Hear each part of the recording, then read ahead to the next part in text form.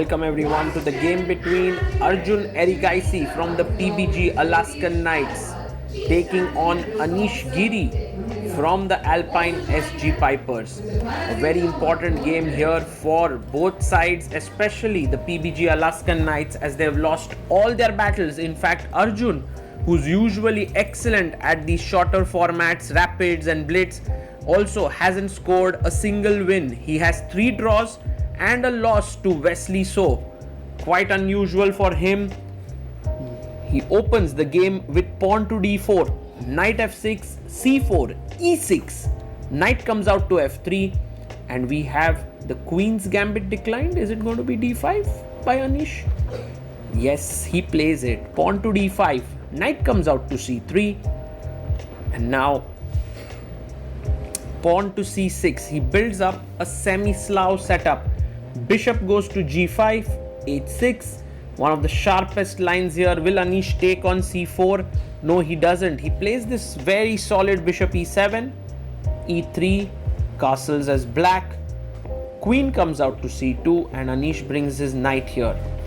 And Arjun plays g4. Now this move has been played only 2 times before in a position that was reached so many times.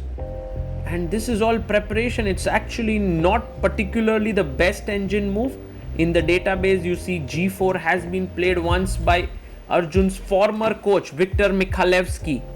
Pawn takes pawn. He goes rook g1. He lines up the rook opposite the black king.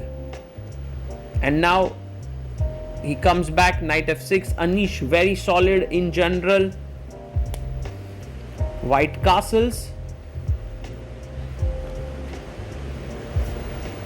And now this is opposite sides castling position. This is very interesting. b5 makes a lot of sense here to protect the pawn and to start sort of, maybe pushing your pawns on the queen side.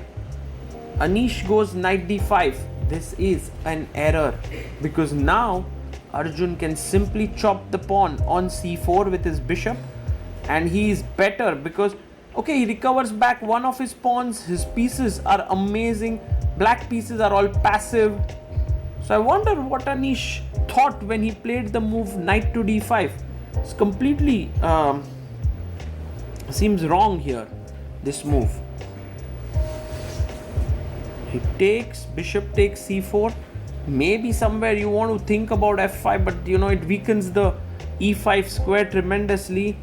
b5 played now, attacking the bishop, and bishop b3, d3, bishop e2 are good moves. Takes on d5.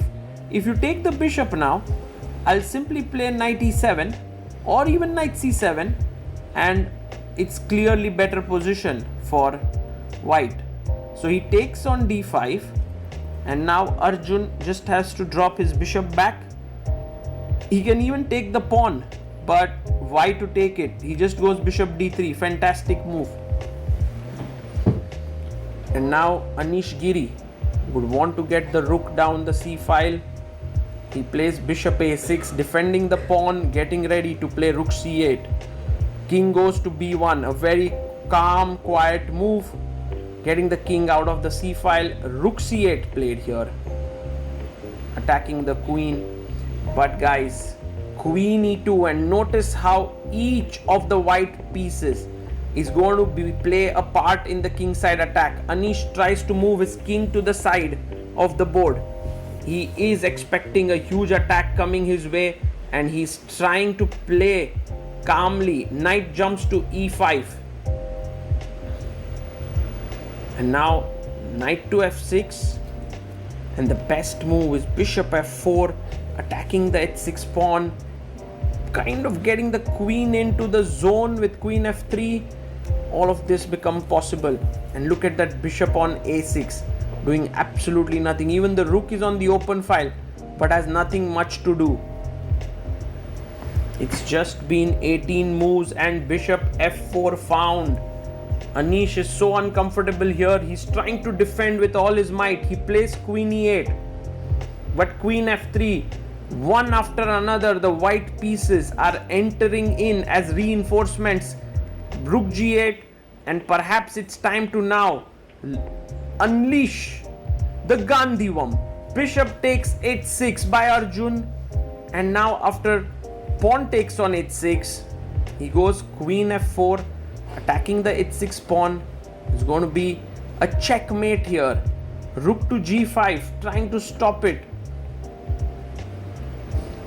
but it's not possible because rook takes rook, a fantastic move here, and Arjun takes it, takes, and queen takes, and now queen h6 would lead to a mate because the bishop is here, the rook is ready to swing over the g file, and there's hardly anything that can be done. Knight h7, queen h5, threatening not just a mate but also knight f7, rook g1 coming in. Anish resigns. Arjun scores a very important win in just 25 moves, and you could see that smile on Anish's face. This is something that has kept Anish in great stead at the top level chess, because even after losses he takes them so well.